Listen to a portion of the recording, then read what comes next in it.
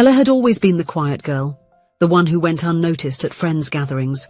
At 32, she carried a baggage of insecurities and low self-esteem that had been with her since her teenage years.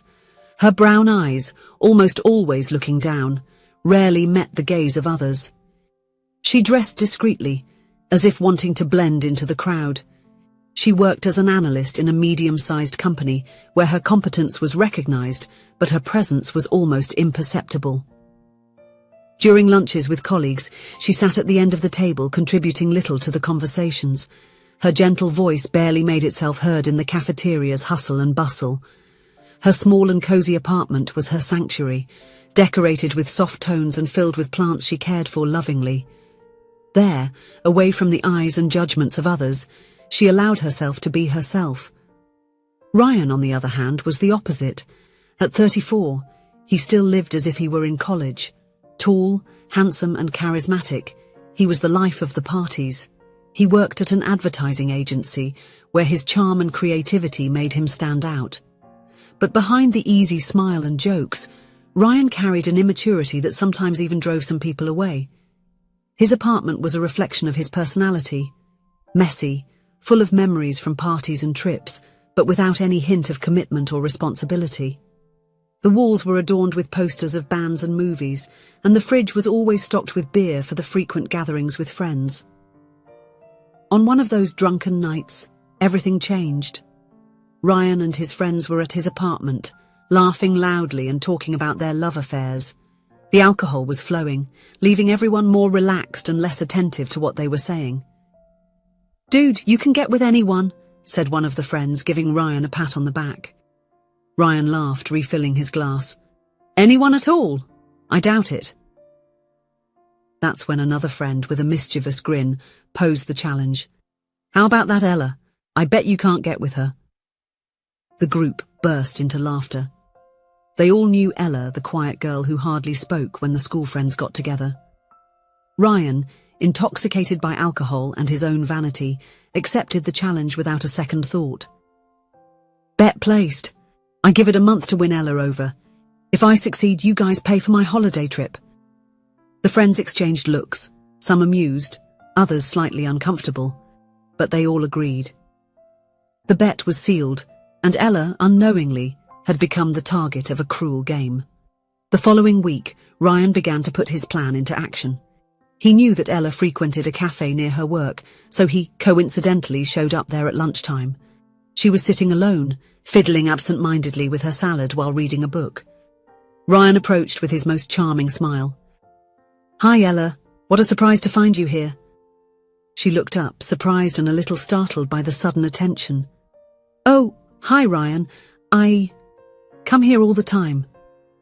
"Really? What a coincidence. I just started coming here recently. May I sit down?" Ella hesitated for a moment but nodded. Ryan settled in, starting a light conversation about work and the book she was reading. To his surprise, he discovered that Ella was far more interesting than he had imagined. She spoke passionately about literature, and her eyes sparkled when the subject excited her. In the following days, Ryan continued bumping into Ella at the cafe. Little by little, she began to open up, allowing herself to smile more and share her opinions. Ryan, in turn, started to notice small details. How she played with her hair when nervous, the soft sound of her laughter, the intelligence behind her comments. 2 weeks after the bet began, he asked her out to dinner. She accepted, despite the evident insecurity in her eyes. As they already knew each other, it wasn't too complicated. At the restaurant, she seemed uncomfortable, adjusting the dress she almost never wore. "You look beautiful," Ryan said, surprised by the sincerity in his voice. Ella blushed, a small smile appearing on her lips. "Thank you. I don't usually dress up like this." The night passed pleasantly. Ryan found himself genuinely interested in Ella's stories, her dreams and fears. She, in turn, allowed herself to relax, laughing at his jokes and sharing parts of herself that she usually kept hidden. At the end of the night, when he dropped her off at home, there was a moment of hesitation. She looked at him, a mix of hope and fear in her eyes. Ryan felt an urge to kiss her, but something held him back. He settled for a kiss on the cheek, promising to call the next day. The following weeks were an emotional whirlwind for Ella. For the first time in years, she felt seen, appreciated. Ryan took her for walks in the park, to watch movies, and to try new restaurants. He complimented her, made her laugh, and listened to her stories with genuine attention. Ella began to blossom. Her smile, once rare, became more frequent. At work, she started contributing more in meetings, her confidence growing day by day. Her clothes, once so discreet, gained a touch of colour and style. The truth was that she was an incredible woman. She just didn't know it, and he ended up being the one responsible for awakening this in her. Ryan, in turn, found himself in an internal conflict. What had started as a bet was turning into something more.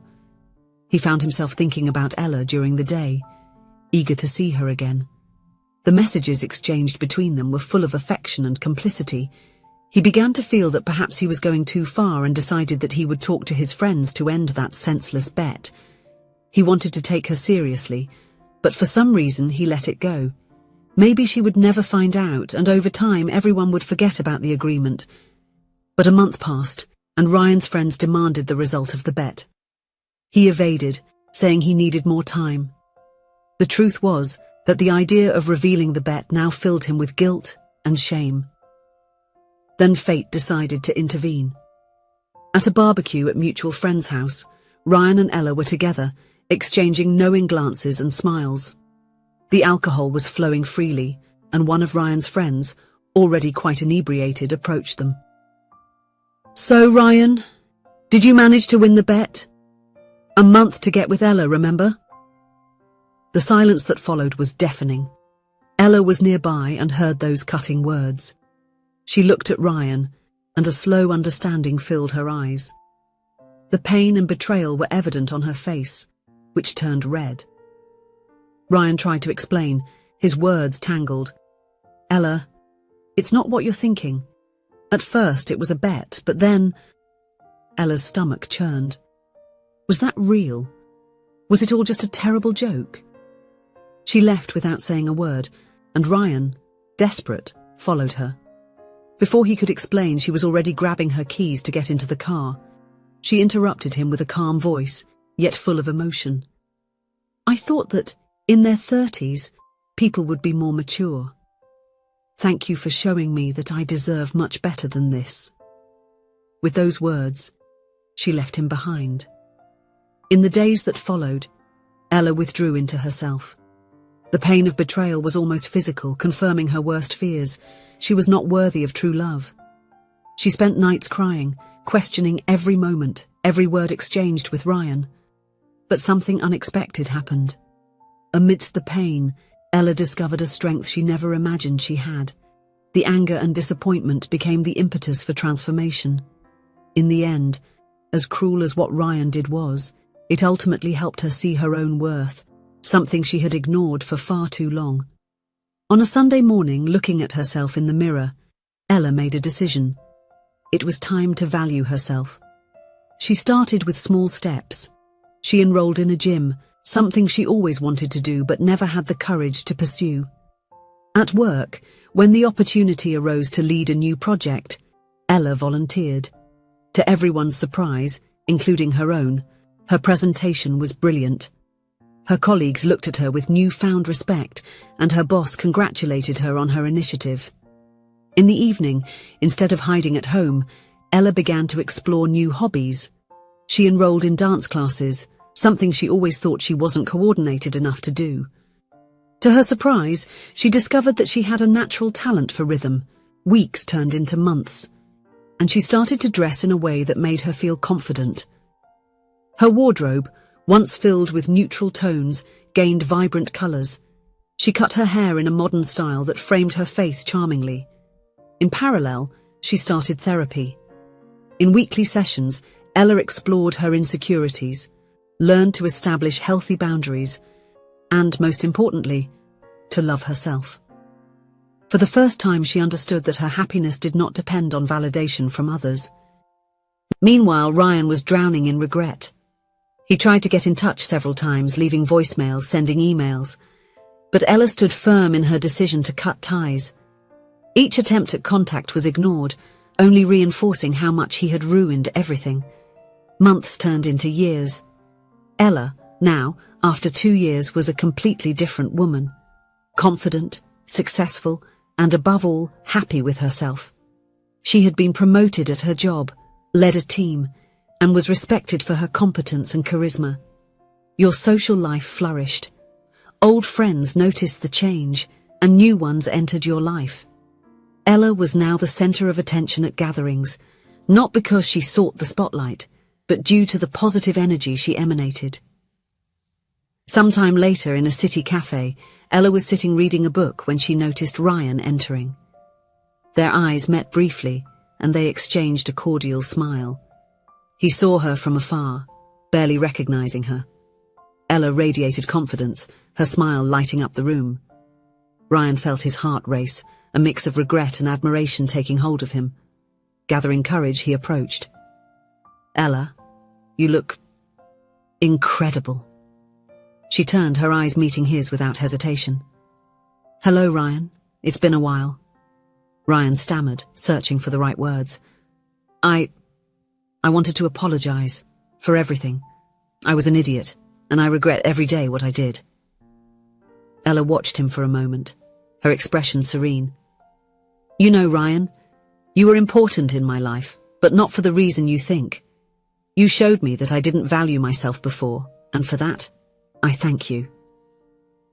Her words caught him by surprise. Ryan felt a pang of hope. "Ella, I really fell in love with you. I know I started everything wrong, but now I know it's too late." Ella smiled. "It's okay, Ryan. I forgave you a long time ago. I've moved on, and you need to do the same." He then said goodbye, knowing that time does not turn back.